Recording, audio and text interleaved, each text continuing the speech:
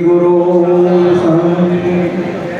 આજે આ પવિત્ર અને પાવન દિવ્ય પ્રસંગે પધારેલ પરમ વંદનીય બાબુરામજીના અધિષ્ઠાન પદે આજનો મહિમા છે અને એમાં વિશેષ એ આનંદ કે આજે જ્ઞાન વ્રત મહાપુરુષ 4 વ્રત વર્ણવ્યા છે. વયોવ્રત, જાતિ વ્રત, સંન્યાસ વ્રત અને જ્ઞાન વ્રત. આ જ્ઞાન વ્રતની સભા છે. આ રહી લોકસભા નથી, કોઈ દેવ સભા નથી, આ રહી જ્ઞાન સભા છે. જ્ઞાન સભાને વારંવાર કોઈ કહેવામાં આવતું અને મહાપુરુષે જ્યાં જ્ઞાન છે પછી વિવેક તો ક્યાં વિવેક છોડીને વિવેક કરીને તો તમે સદગુરુના દેશમાં પ્રવેશ કર્યો છે, પછી તમે શું લઈને આવશો? જ્યાં સુધી તમે હજુ સુધી વર્તમાનમાં ના આવ્યા તો વાણી તો રાત દિવસ 1000 અમર કહી દેતા હો, પરંતુ મેળ પડે એવો આ જે કોઈ કહ્યું તે વાતને નક્કી કરવી જોઈએ કે આપણે ગુરુના શરણમાં થઈ અને સાક્ષાત્કાર કર્યો છે. આજે પ્રગટ પરમાત્મા હાજર છે. આ સંત એ પ્રગટ પરમાત્માનું સ્વરૂપ છે, તો પછી બીજું શું જોઈશું? જે કોઈ છે તે પરમાત્મા સ્વરૂપ છે, સત્ય છે. પણ પરમાત્મા સદગુરુજીએ છે તે આપણે સમજાવ્યું છે, સુંદર વાત કરી હતી કે જ્યાં સુધી તમારી માન્યતા છે જ્યાં સુધી જ્ઞાન નથી ને આજે આ બધા તમે જે કોઈ આ બેઠા એ માન્યતા છે અને આ માન્યતા ન થાય ત્યાં સુધી જ્ઞાન કોઈ દાડો તમને થવાનું નથી. આ માન્યતાને તોડવી પડશે ને તોડવી પડશે. મહાપુરુષે માન્યતા ક્યાં સુધી કે એક પુરુષ જતો હતો અને રસ્તાની અંદર રજુમાં સર્પ ભાસ્યો. રજુમાં સર્પ ભાસ્યો એટલે એને ઉપાસના આદરી.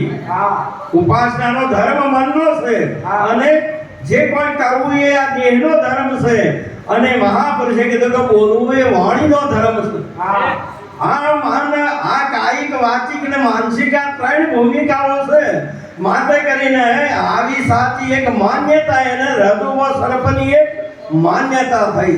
તેમાં આત્મામાં દેહની એક માન્યતા છે અને પરમાત્મામાં આ જગતની તમારી માન્યતા છે.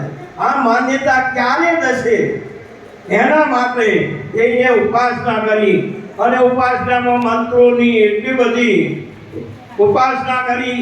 પછી વળી માન્યતા માની કે હું ચાલતો તમારા આશ્રય દેવળે આવ્યો, તમારે નિવેદ ચડાયો, તોય આ રજુમાંથી આ સર્પ ચોથી થતો નથી.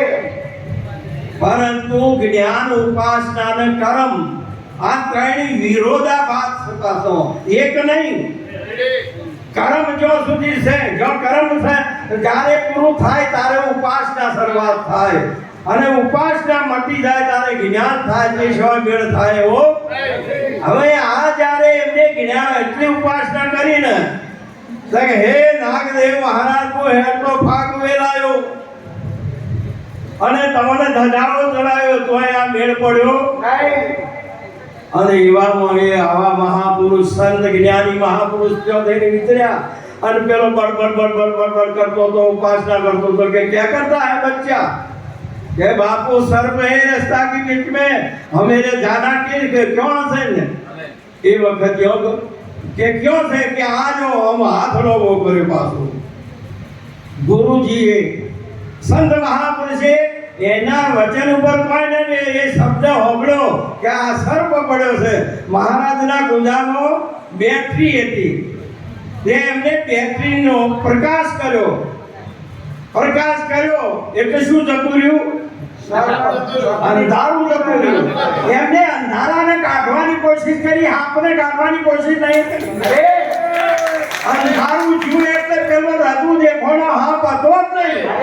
મહાપુરુષે જ્ઞાન થયું એટલે માન્યતા તમારી જગત છે જ નહીં. હે રામજી 3 કાલ में जगत है नहीं, ब्रह्म सत्य जगत मिथ्या.